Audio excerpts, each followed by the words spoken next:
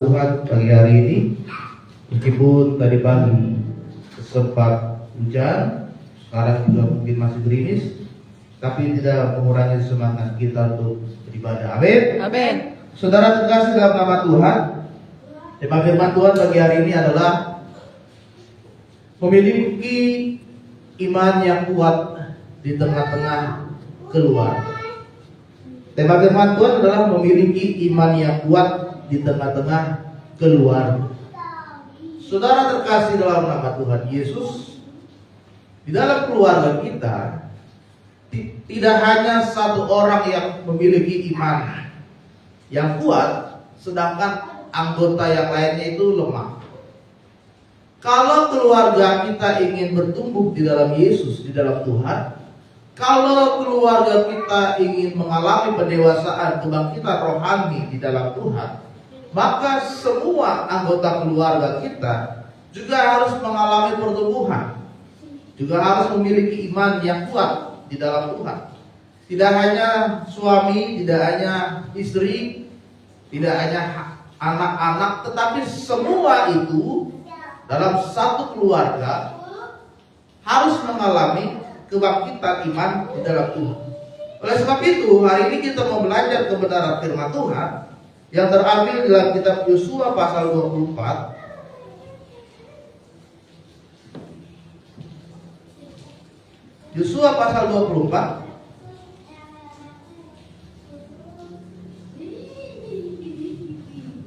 Kita akan baca dari ayat ke-14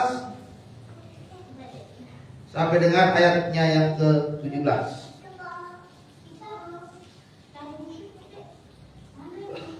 Yosua pasal ke-24 ayat ke-14 sampai dengan ayat ke-17. Demikianlah firman Tuhan. Oleh sebab itu takutlah akan Tuhan dan beribadahlah kepadanya dengan tulus, ikhlas dan setia. Jauhkanlah Allah yang kepadanya nenek moyangmu telah beribadah di seberang sungai Efrat dan di Mesir, dan beribadahlah kepada Tuhan. Tetapi jika kamu anggap tidak baik untuk beribadah kepada Tuhan, pilihlah pada hari ini kepada siapa kamu akan beribadah. Allah yang kepadanya nenek moyangmu beribadah di seberang sungai Efrat, atau Allah orang Amori yang negerinya kamu diami ini. Tetapi aku dan seisi rumahku, kami akan beribadah kepada Tuhan. Lalu bangsa itu menjawab, jauhlah daripada kami meninggalkan Tuhan untuk beribadah kepada Allah lain. Sebab Tuhan Allah kita, dialah yang telah menuntut kita dan nenek moyang kita dari tanah Mesir, dari rumah perbudakan, dan yang telah melakukan tanda-tanda mujizat yang besar di depan mata kita sendiri, dan yang telah melindungi kita sepanjang jalan yang kita tempuh dan di antara semua bangsa yang kita lalui. Saudara terkasih dalam nama Tuhan, firman Tuhan ini menceritakan bagaimana pada saat itu Yosua sedang memimpin bangsa Israel, dan ketika mereka berada di Sikem, bangsa Yosua ini mengalami perubahan iman. Karena apa? Bangsa Israel ini, saudara, mereka sudah semakin tidak setia kepada Tuhan dalam hal beribadah. Dan mereka bertanya kepada Yosua, Yosua, bagaimana kalau kami menyembah Allah lain? Bagaimana kalau kami menyembah yang seperti bangsa Amori saat ini sembah? Atau bagaimana kalau kami menyembah seperti ketika kami di Mesir, atau ketika kami sedang berada di sungai Efrat? Bangsa Israel mengalami ketidaksetiaan kepada Tuhan, padahal mereka melihat bagaimana penyertaan Tuhan atas bangsa ini. Mereka bisa keluar dari tanah Mesir, dari tanah perbudakan, lalu mereka masuk ke padang gurun. Tuhan berikan tiang awan dan tiang api, tetapi bangsa ini masih suka mengeluh dan bersungut-sungut. Sehingga pada saat itu mereka bertanya kepada Yosua, Yosua, bolehkah kami menyembah Allah lain? Bolehkah kami menyembah Tuhan yang lain selain yang kita sembah saat ini? Karena Yosua pada saat itu saudara baru menggantikan Musa dan dia masih sangat muda. Inilah yang terjadi dalam kehidupan keluarga Kristen saat ini saudara. Ya. Bagaimana kita ketika kita sedang mengalami masalah, kita masih bisa setia enggak? Kita masih bisa taat enggak? Kita bawa keluarga kita masih bisa beribadah tidak kepada Tuhan? Jangan-jangan ketika kita punya masalah, kita nggak bawa keluarga kita ke gereja beribadah. Malah kita sibuk dengan masalah kita, malah kita terus memikirkan masalah kita sehingga kita mencari Tuhan yang lain. Karena kita menganggap bahwa Yesus tidak bisa menolong kita keluar dari masalah kita. Ini yang terjadi. Banyak yang dialami oleh orang Kristen saat ini. Ada banyak orang Kristen yang hari Minggu dia ke gereja, tapi pulang gereja dia juga ke kelenteng bakar dulu. Entah mana, Tuhan mana yang dia suka. Ada banyak orang Kristen yang sudah percaya Yesus, tapi ritual-ritual agama lain masih dia lakukan. Bakar hiu, sesembahan-sesembahan, tiap pagi taruh di dupa, masih suka menyembah patung dan yang lainnya. Sehingga imannya tidak jelas, sehingga imannya tidak tahu mau kemana dia akan menyembah Tuhan. Dan ini yang dialami oleh Yosua kepada bangsa Israel pada saat itu. Tetapi apa yang dikatakan oleh Yosua ayat yang ke-14, oleh sebab itu takutlah akan Tuhan, beribadahlah kepadanya dengan tulus, ikhlas dan setia. Yosua menguatkan kita saudara, kita datang kepada Tuhan, kita beribadah kepada Tuhan, kita gereja setiap hari Minggu harus dengan hati yang tulus, hati yang ikhlas dan hati yang setia. Apakah selama ini saudara datang ke gereja tidak dengan hati yang tulus karena terpaksa?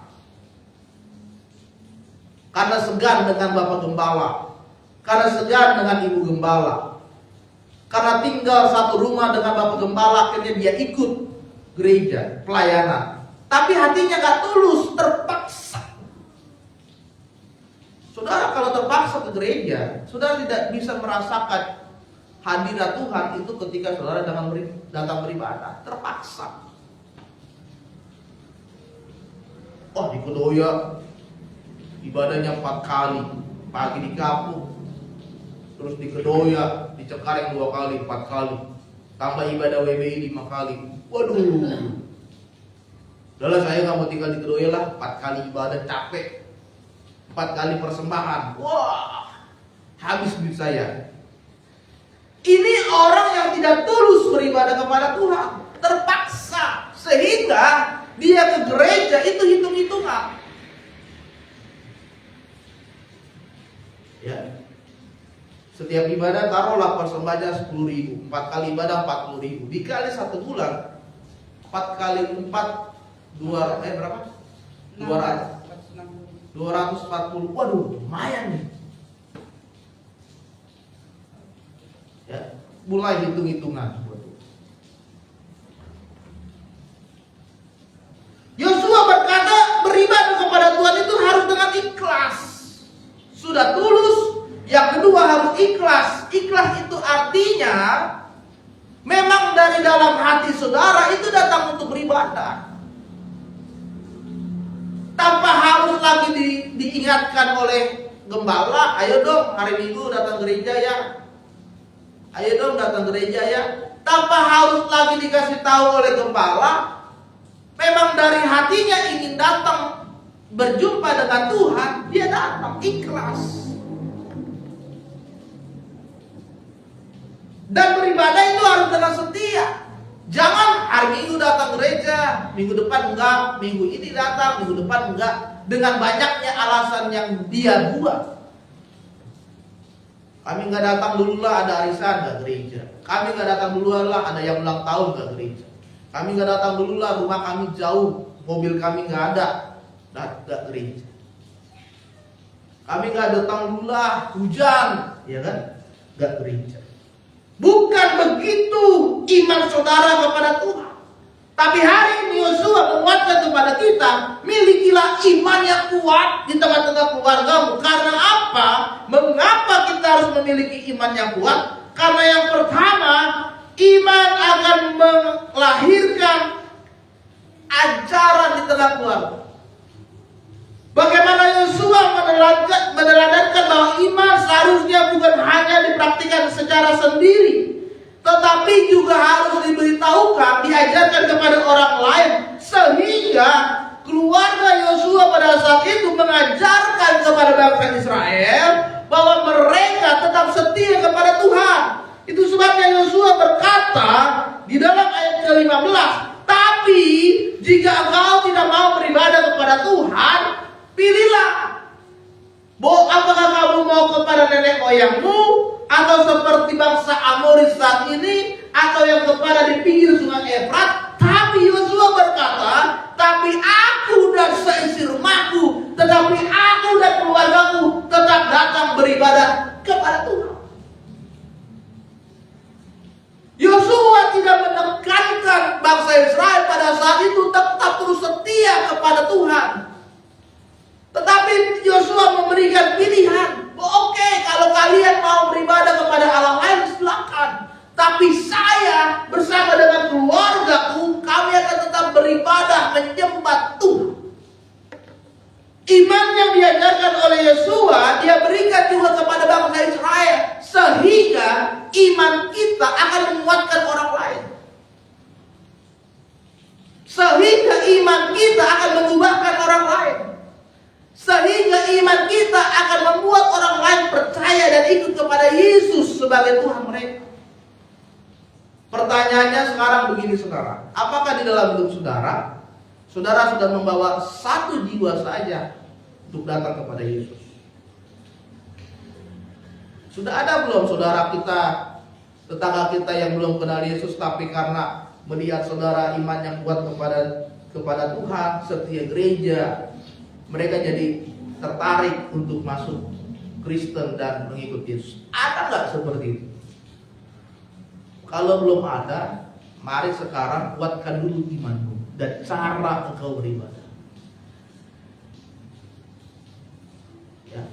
Kuatkan dulu imanmu, kuatkan dulu cara engkau beribadah kepada Tuhan, sehingga keluarga kita menjadi keluarga tempat yang pertama untuk mengajarkan iman melalui ibadah yang kita lakukan kepada Tuhan. Jadi tidak ada alasan untuk kita tidak bawa keluarga kita untuk tidak datang beribadah kepada Tuhan. Karena banyak orang sekarang gampang-gampang aja nggak datang ibadah. Atau yang datang hanya suaminya. Atau sebaliknya, yang datang hanya istrinya. Atau sebaliknya, hanya anaknya. Ya. Dulu kami waktu di Rawabuaya itu sekolah minggu yang ngantar bapaknya. Tapi bapaknya nggak pernah ikut ibadah. Antar doang, anaknya ikut sekolah minggu, nanti anaknya pulang dijemput. Ini yang terjadi dalam keluarga Kristen. Keluarga Kristen saat ini. Tidak ada kesatuan iman di tengah-tengah keluarga, sehingga iman kita tidak bisa mengajarkan khususnya kepada keluarga. Bapaknya, suaminya tidak bisa jadi contoh, tidak bisa jadi kepala iman di tengah keluarga. Ibunya tidak menjadi istri yang bijak, istri yang menghormati suami dan juga anak-anaknya. Anaknya tidak mengasihi orang tua. Ini iman yang kacau nih. Iman yang hancur menurut saya. Jadi saudara, ideallah imanmu mengajarkan orang lain supaya mengikut Yesus. Yang kedua, iman itu akan menumbuhkan yang namanya komitmen. Saudara, banyak saat ini godaan di dunia ini, godaan dari iblis yang mencoba membuat iman kita lemah, yang mencoba membuat kita meninggalkan iman kita kepada Yesus, yang mencoba membuat kita tidak percaya lagi kepada Yesus sebagai Tuhan. Tetapi pada saat ini Yosua memutuskan bahwa dia dan seisi rumahnya menyatakan satu komitmen yang tinggi kepada Tuhan, bahwa dia akan beribadah kepada Tuhan yang hidup, kepada Tuhan yang benar, bahwa Tuhan yang menguasai hidup mereka keluar dari Mesir menuju tanah Kanaan, dan dia tetap terus komitmen kepada dia. Saudara tahu arti komitmen? Komitmen itu adalah ketaatan, perbuatan yang dia lakukan secara terus dan menerus. Contoh, saudara punya komitmen, saya setiap pagi harus bangun jam 5 pagi. Maka setiap pagi saudara harus bangun jam 5 pagi. Secara terus menerus saudara lakukan itu namanya komitmen. Kalau saudara bangun jam 7 pagi, saudara berarti melanggar komitmen saudara. Artinya saudara tidak menepati apa yang menjadi janji yang sudah saudara buat. Lalu misalkan kita punya komitmen, saya harus setiap minggu datang gereja, ibadah jam 7 pagi tepat ini. Maka itu harus saudara lakukan. Setiap minggu datang beribadah jam 7 pagi, terus.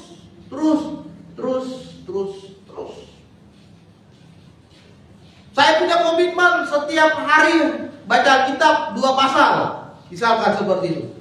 Maka itu harus saudara lakukan terus. Setiap hari baca 2 pasal, baca 2 pasal, baca 2 pasal, baca 2 pasal, baca 2 pasal.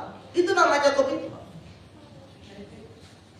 Saudara punya komitmen bahwa sebagai suami tidak akan pernah menceraikan atau meninggalkan istri saudara. Maka saudara lakukan terus tidak pernah meninggalkan istrimu, setia sampai kau mati. Itu namanya komitmen.